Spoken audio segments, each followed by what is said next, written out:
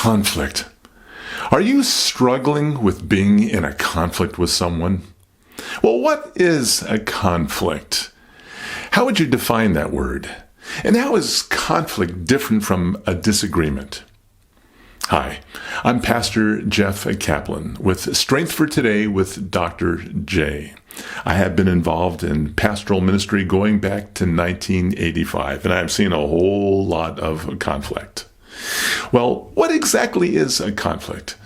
The dictionary brings to our attention that conflict is more than simply a disagreement. Webster's clarifies that a conflict is a fight, it's a battle, it's strife, it's a struggle, and especially over a prolonged period of time.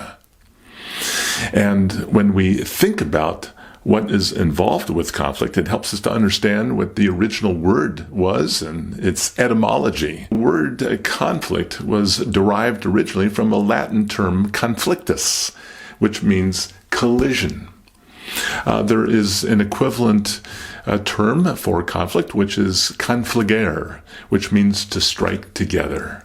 When you are involved in some kind of conflict with another person, the two of you are striking together in such a way as to collide. That makes me think of one of the most deadly natural disasters that ever took place, on recorded history at least. And it goes all the way back to 1931. It was the Yangtze River floods, which took place in central and eastern China. This was a mammoth flood. That cataclysmic disaster mercilessly crashed in upon more than 50 million victims. Can you imagine that? The flood is estimated to being responsible for killing approximately 3.7 million people. That's more than the entire population of Seattle, Washington. Now that is a conflict. It is a catastrophic disaster in which you have people who were wiped out because they were being struck. They experienced a collision from that natural disaster. Now, a conflict is more than simply a disagreement. A disagreement you might think as being like a conflict, without the striking together and with all of the colliding going on. When there is a disagreement, you can simply agree to disagree with someone else. However, unlike a disagreement, a conflict requires resolution, reconciliation. It absolutely requires forgiveness and healing. It requires all of those things.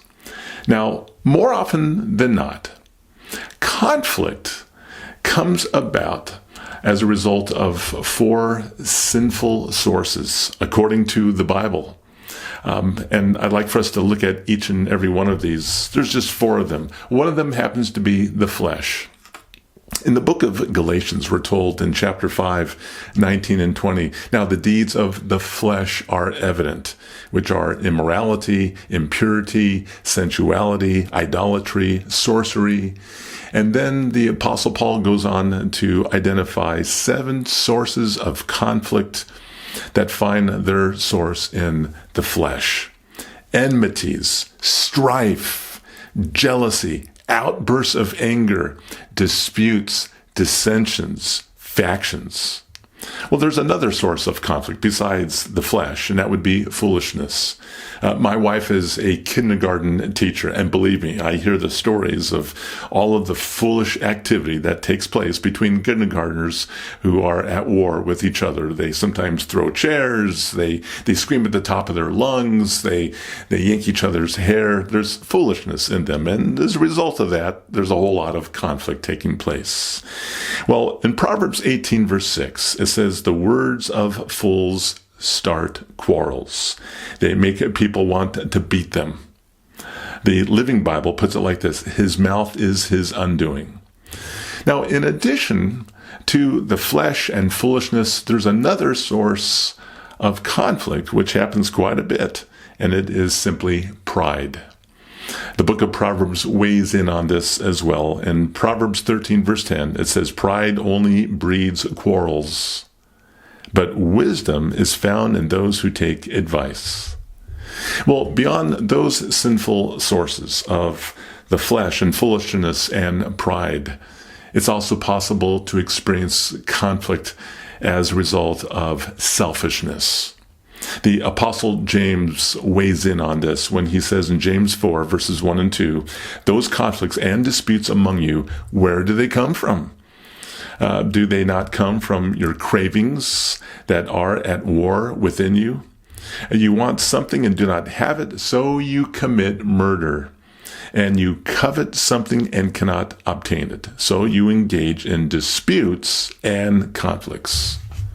I would love it if I never experienced conflict with anybody.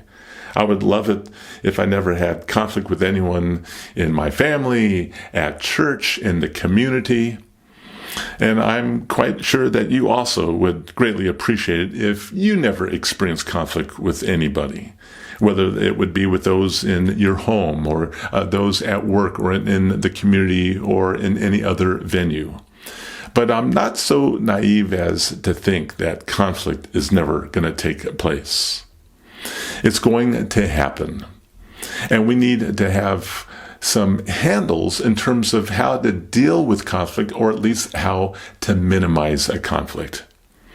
And so in this next message that we're going to be sharing with you, we're going to be diving deeply into some of the do's and don'ts that can minimize conflict in your life.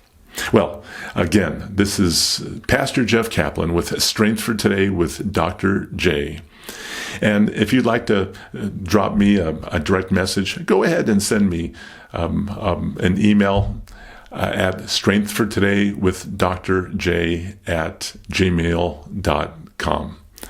Until next time, may God grant you and yours His strength for today.